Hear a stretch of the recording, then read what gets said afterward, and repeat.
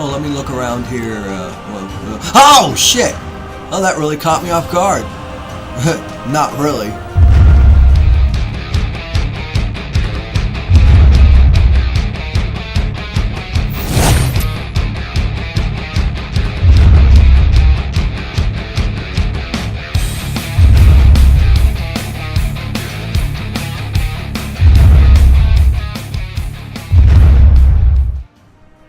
Hello everybody, this is Nate, aka Devil Dog, and I'm back with another game review.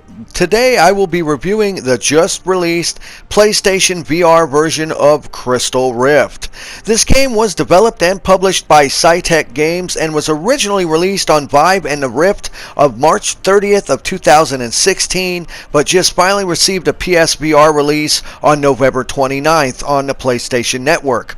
It is a grid-based first-person dungeon crawler in the retro style of games like Dungeon Master and Eye of the Beholder, and plays an awful lot like the old classic Kingsfield series. And you can pick it up on Steam for right around $10, but they're actually wanting $15 on the PlayStation Network, which I find is extremely kind of high for this style game.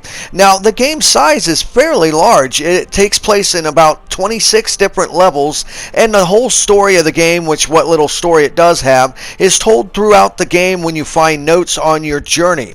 Now, the other versions of the game on the Oculus Rift and the Vive actually had a level editor, and why they didn't include it on this one is kind of a mystery to me, because I don't see why they couldn't have, which is really kind of a shame. That would have really helped the game immensely and actually made it to where the $15 price tag wouldn't have been that bad. Now, the game does have a good amount of options in it. Even you have the ability to play the game in non-VR, which kind of makes little sense. It has the permadeath ability, and you can also change the scare level, which raises or lowers the amount of jump scares in the game, which the jump scares are super cheap in this. So I say recommend you turn it all the way up, because it doesn't really make that huge of a difference. Now, the overall control of the game is rather simplistic. When you go through it, once you look at something, the X button on the PlayStation controller will activate any sort of collectibles. It also activates switches and stuff like that, picks up items, and the back trigger buttons on your controller is what you actually play the game with. As you can see here, as you progress through the game, you'll find these things that will upgrade your weapons as you go through. You'll even get like a bow and arrow later on, but for the most part you get a sword, which you can actually hold the trigger button down to charge up and shoot an attack, and you'll get your standard issue ice, fire, poison weapons, and each one's, when you press the trigger button, actually activates a normal attack, while holding it down will activate a power attack and actually shoot a projectile. Now, as you go along, you'll fight different enemies and try to avoid enemies and avoid traps and upgrade your weapons. And all in all, it is a rather decent game, as long as you can get past the fact that the price is pretty much too steep. And the overall control of the game isn't that bad. You can go into your options screen and actually change the subtleties of how you move. You can have it to where it's more like a grid-based movement system. I got it set on super smooth here. Now, if you are susceptible to having VR sickness, it is recommended that when you go into your options screen that you change it to the grid-based system. That way, similar to Batman VR, where you would blink from one point to another, it would move in that fashion, which actually avoids the motion sickness. I don't really suffer from it, so that's why I put it on smooth. And your analog stick moves you right and left to turn. To move forward is forward, and back on your control pad. Naturally, since it's in VR, you look around to look around. And as you progress through the levels, they're pretty much basic.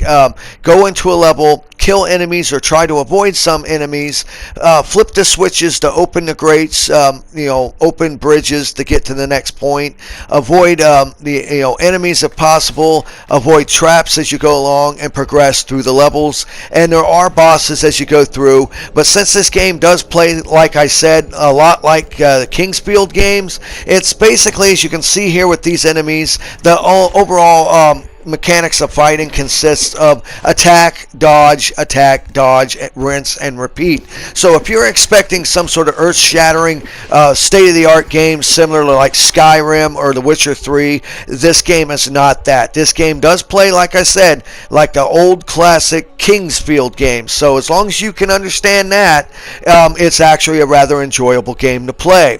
So my final score of Crystal Rift on the PlayStation VR is an adequate but kind of mediocre 5 out of 10.